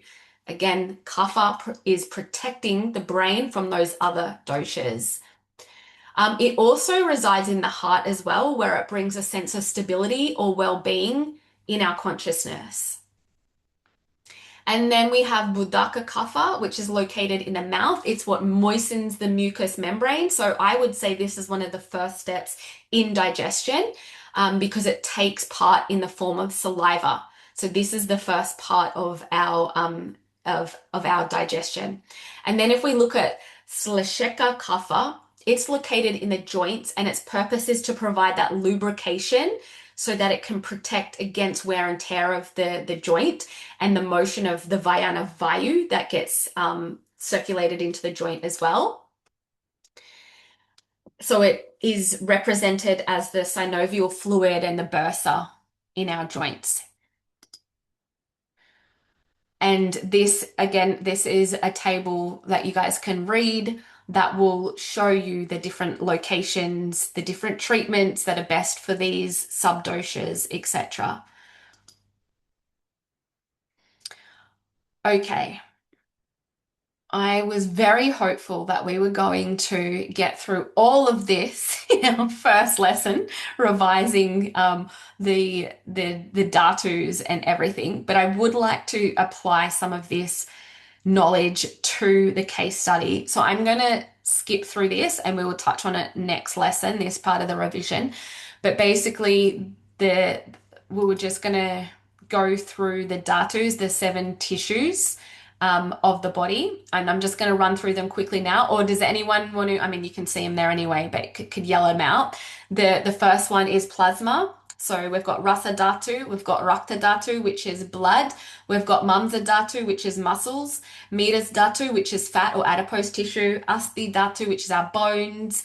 Maja Dhatu, which is our nervous tissue and bone marrow. And then we have the Shukra Dhatu, which is our reproductive tissue. And it is said that Ojas, in addition to those 7 dhatus, Ayurveda describes Ojas as the vital essence, and in some texts it's known as like the 8th dhatu, but it's not really classified as a dhatu. It really is the refined essence that gives all tissues the strength, stability, and endurance. So,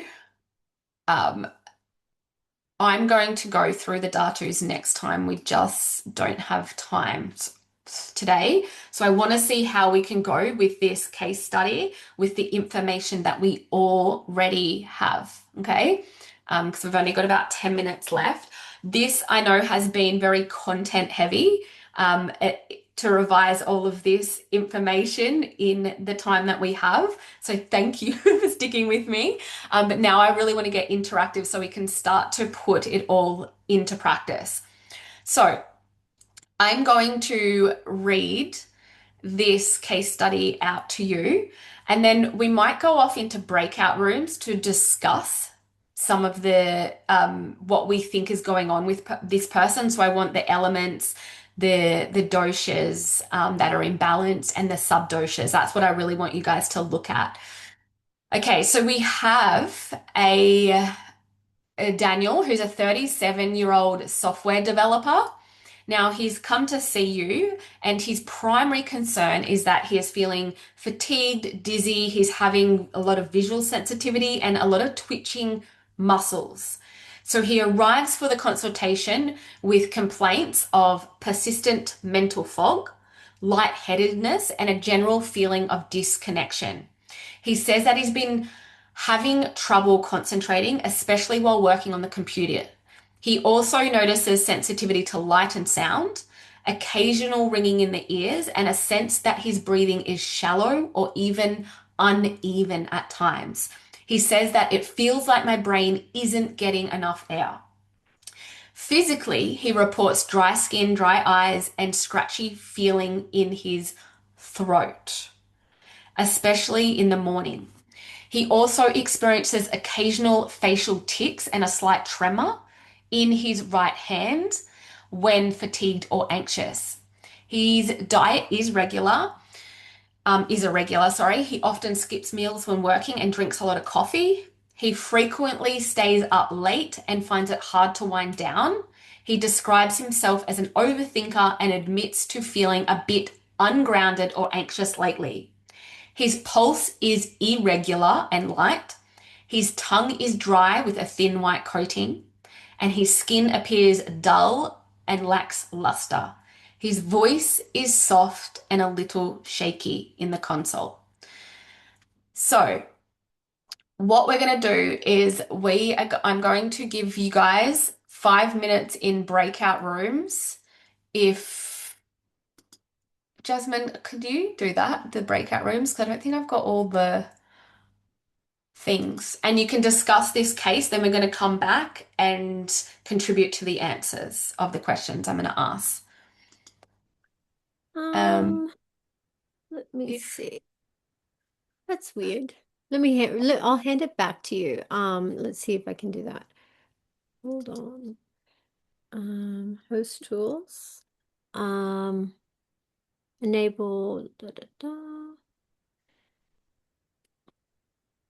more.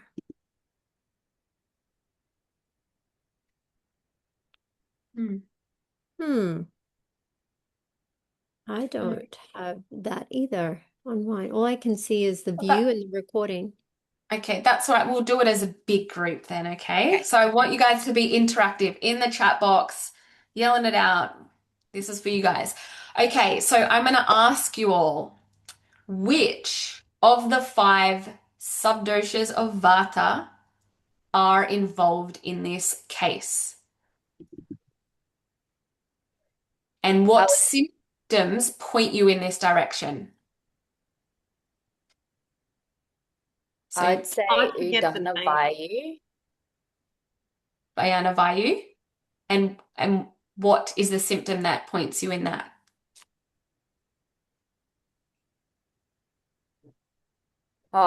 Danny, so I said Udana Vayu, Oh, and Udana Vayu, sorry. yeah, I said Udana Vayu because that's like the area, the seat of the throat, and so that would explain like his like dry, scratchy throat, and dryness being a symptom of Vata aggravation.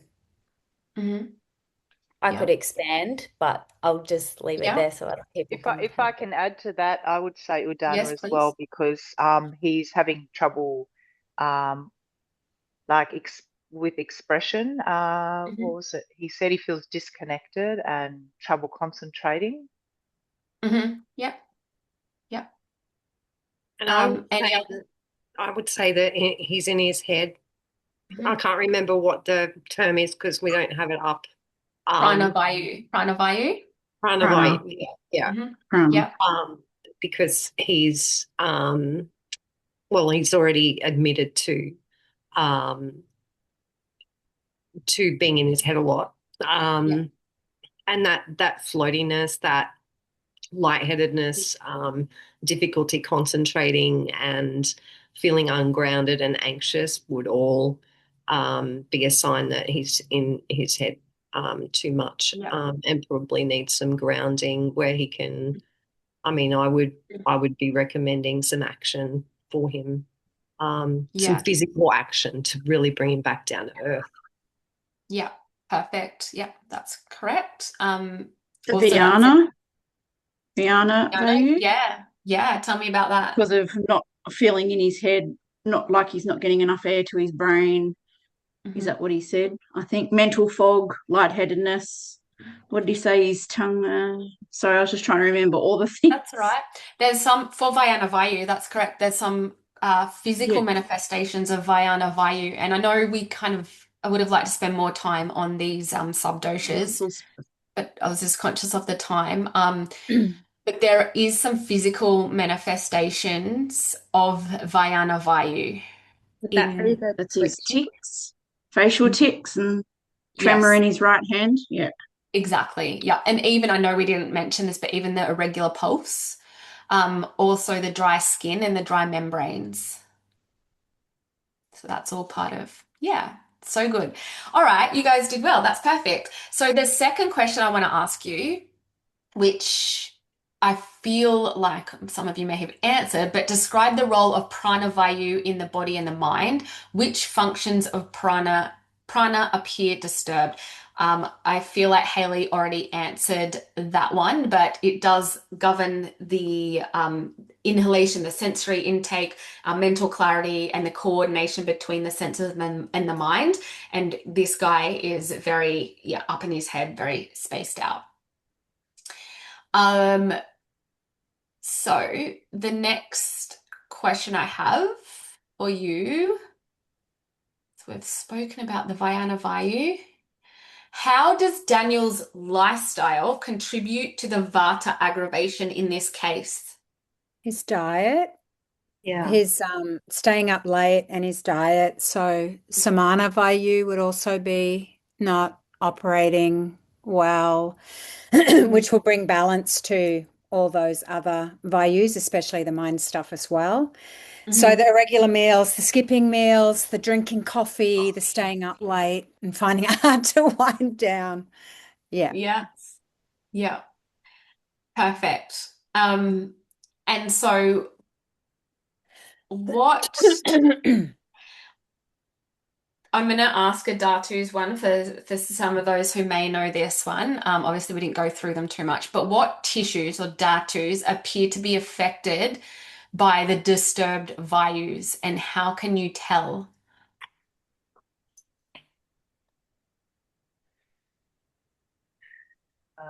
It's The Maja Dhatu, Yeah.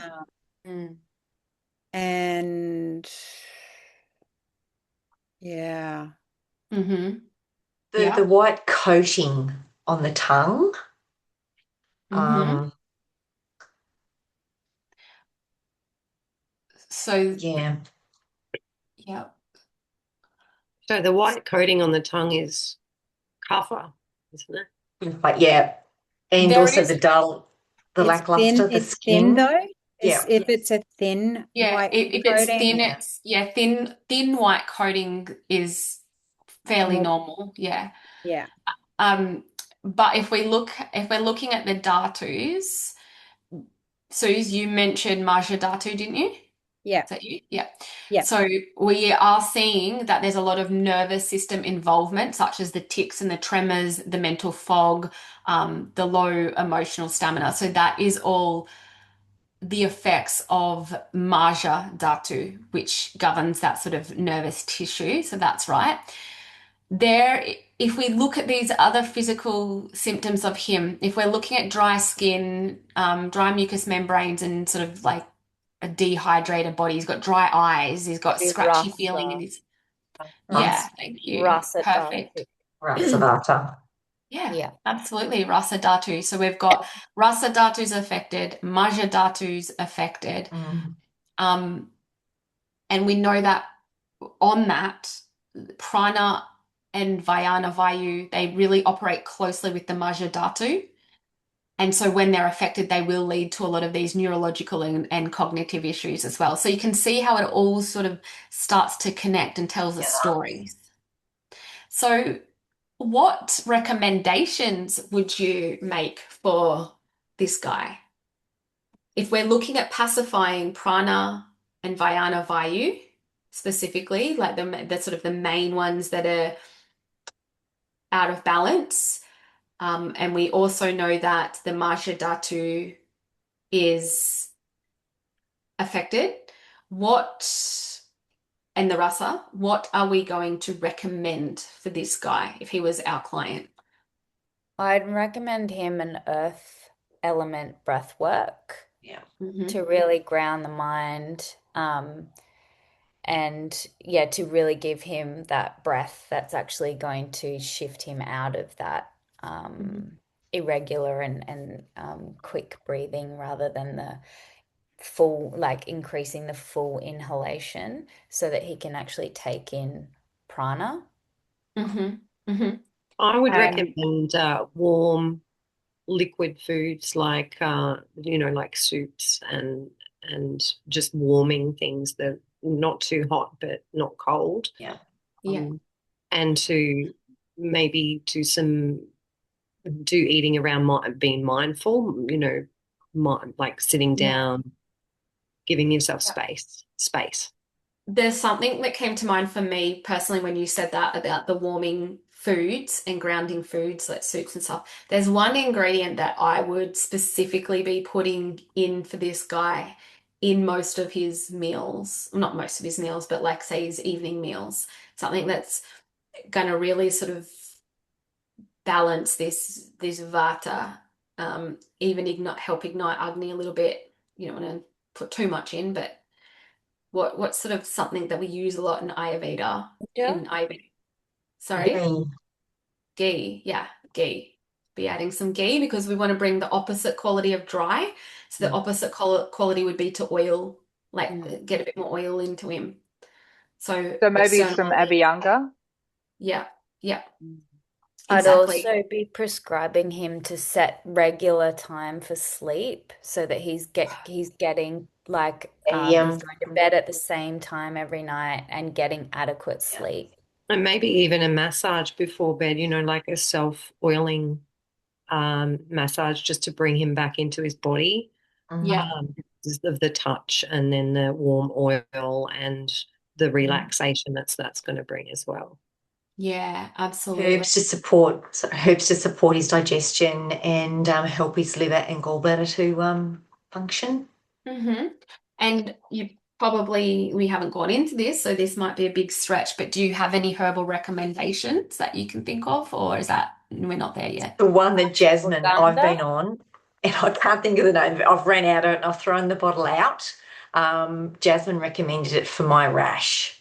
Okay. Okay. Oh, was it the Not, tripler? yes, Tripler. Yeah. yeah, triple R. That's it. Does anyone else have some herbs that they think they might like to prescribe this guy? I'd Um, recommend ashwagandha. Okay. Yep. Yeah. Yep. And like There. just lemon balm and chamomile Yep. tea, like just really simple stuff to start with because he's Yep. clearly like super overloaded. Yeah. Yeah. So really simple. Regularity would be the Yeah. word, and like Yes. simplicity would be the words that I would use. So Yep. teas Warm, instead of herbs, just to get circulation going. Chamomile's great, lemon balm's great, just to really Hmm. warm calm lemon water and of a morning. Yep. feed the I think gut. what you mentioned with being regular, like regular with his routine, is going to be really important because we know Yeah, routine grounds vata. So that's a Yeah. very good word yeah, for him. On the yeah. herbal front, if we've got a lot of vata aggravation, specifically like in the mind as well, I like Jatamansi as a herb as well as Brahmi can be really good. But yeah, we want to keep things regular but simple because if he's already got an overwhelmed mind, we don't want to add too much.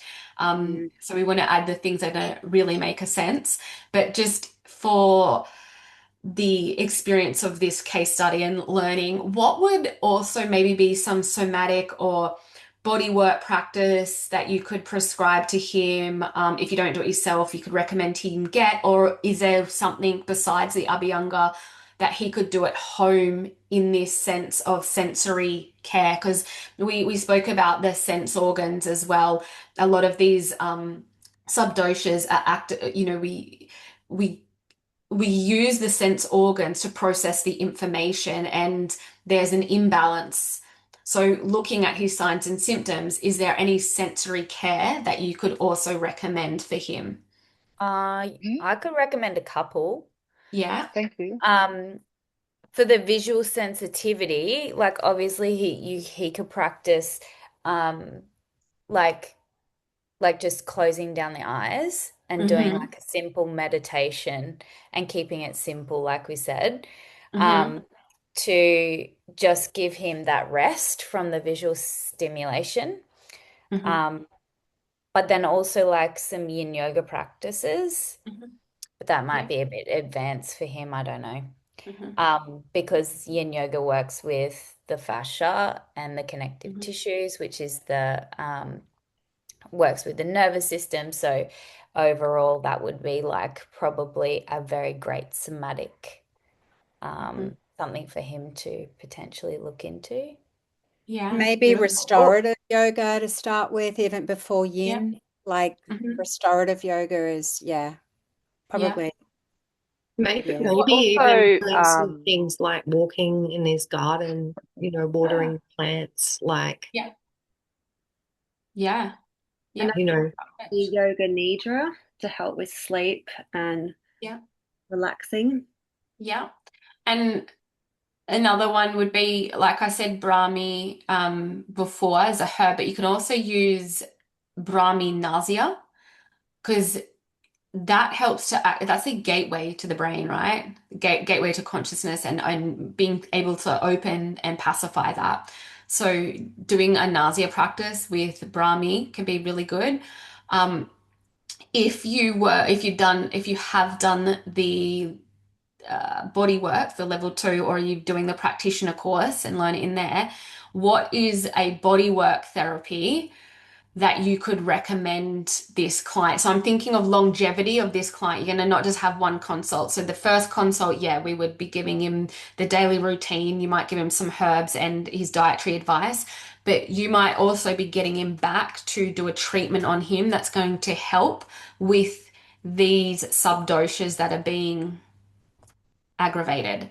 What is besides, sorry? Shirodara, like Yes. oil on the head. Shirodara, yep. So this he would be a really good candidate for Shirodara as well. So good.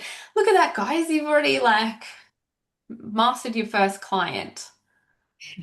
So good, so good. Um, okay. So I'm gonna finish with one more question because I know we've gone over time. But if this Vata imbalance continues unchecked, so if he didn't come to see you for a while, what might be the next likely Dhatu or system to become involved and why?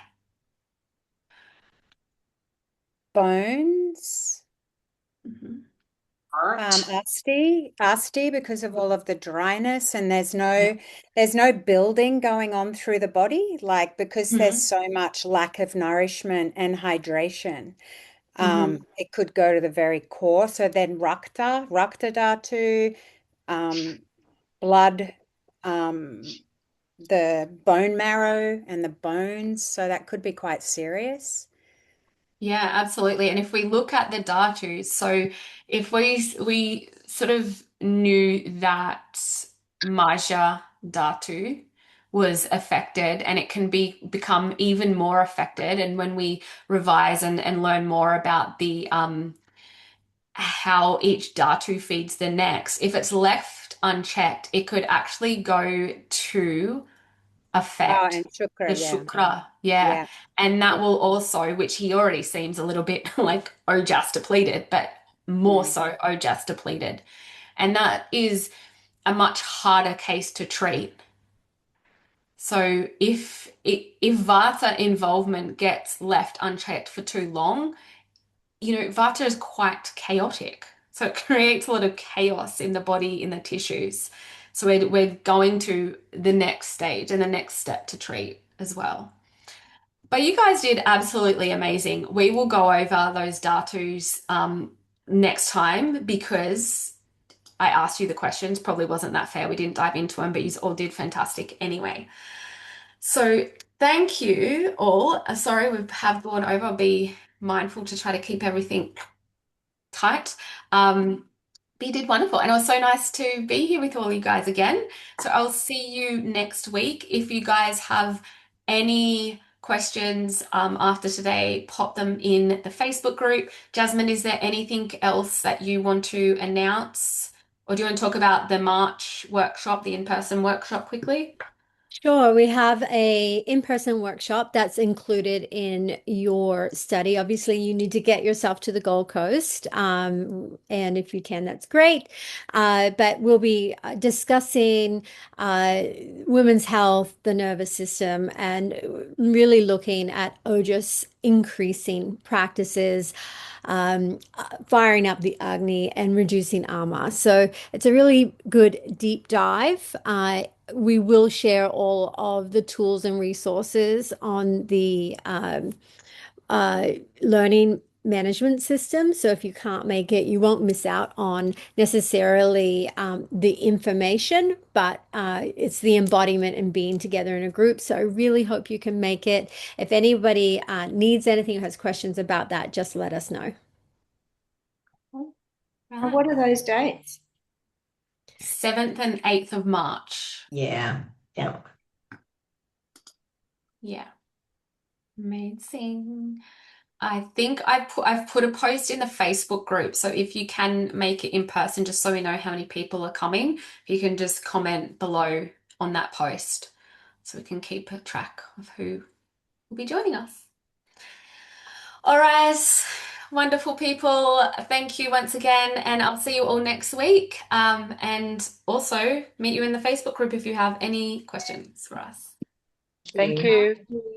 Bye.